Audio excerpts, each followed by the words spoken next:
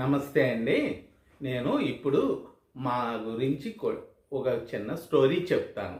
ఏంటంటే ఈ రోజుల్లో ఎవరైనా ఒక 50 ఏండ్లు, 100 ఏండ్లు గతం గురించి చెప్పగలుగుతారు. నేను 500 సంవత్సరాల నుంచి ఇప్పుడు వరకు ఉండే మా స్టోరీ గురించి సింపుల్‌గా చెప్తాను.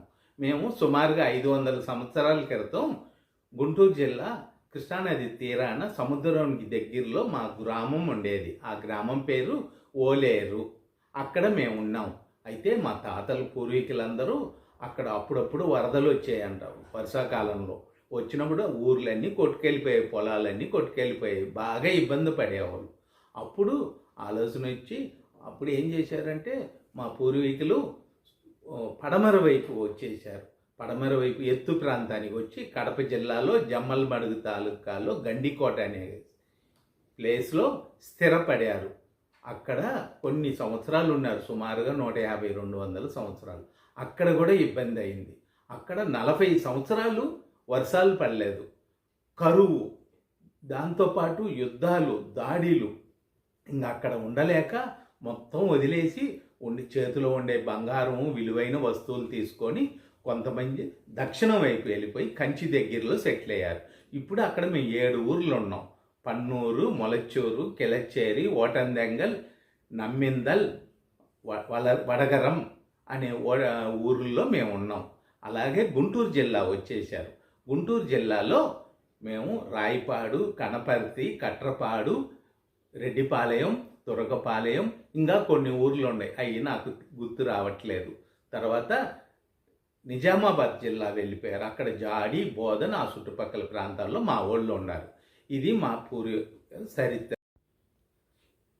తర్వాత అండి, ఇప్పుడు నా ఓన్గా నా గురించి ఒక 200 సంవత్సరాల స్టోరీ చెప్తాను. నాకు నా కూతుర్లు, నా మనవరాళ్ళు 2 తరాలు. నేను మా నాన్నగారి పేరు అదుల్ దేవదాస్ నాయుడు, వాళ్ళ నాన్నగారి పేరు చిన్నప్ప నాయుడు, వాళ్ళ నాన్నగారి పేరు తోమయ్య నాయుడు, వాళ్ళ నాన్నగారి పేరు రాజన్న నాయుడు, వాళ్ళ నాన్నగారి పేరు రామదాస్ నాయుడు.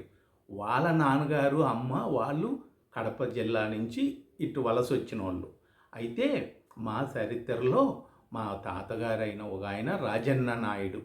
ఆయన గురించి చెప్పాలంటే ఆయన చూసి చుట్టుపక్కల ఉండే ఊర్లు అరవోళ్ళు, వాళ్ళ జమీందారులు కూడా భయపడేవాళ్ళు. అంత ఎత్తు, అంత భయంకరంగా, ఆయన చూస్తేనే అంత గంభీరంగా ఉంటారంట.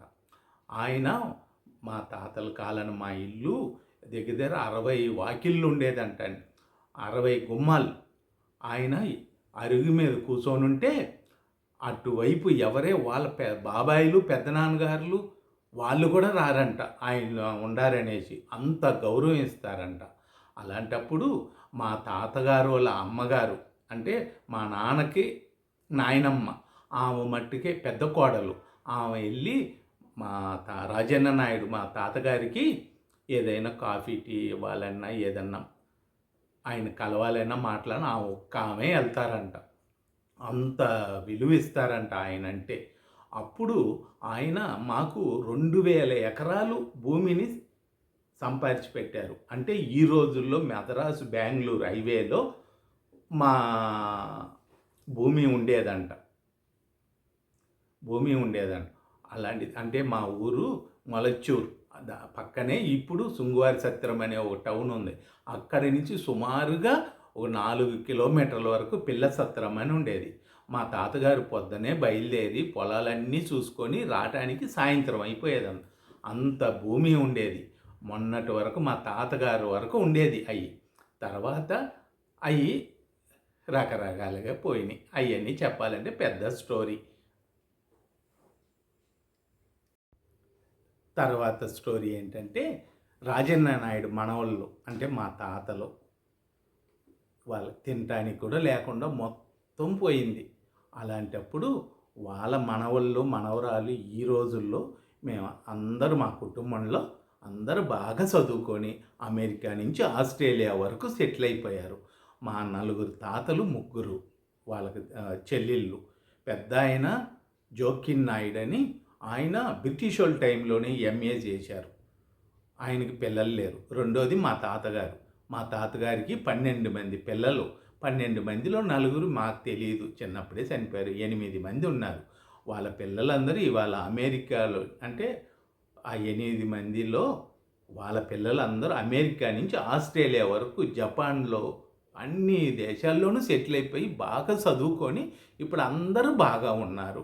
అలా ప్రతి కుటుంబంలోనూ మా చిన్న తాతలు, వాళ్ళ పిల్లలు అందరూ ఇప్పుడు బాగా చదువుకొని అందరూ చక్కగా ఉన్నాం. అయితే 2 తరాల క్రితం ఏమీ లేకుండా తినటానికి కూడా కష్టం, అలా అయిపోయాం.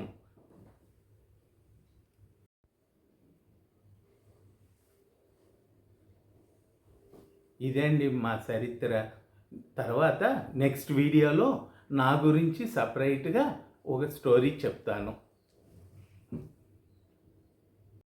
సో గాయస్, మా తాత చెప్పింది ఇప్పుడు నేను చూసి నేర్చుకున్నాను అనమాట.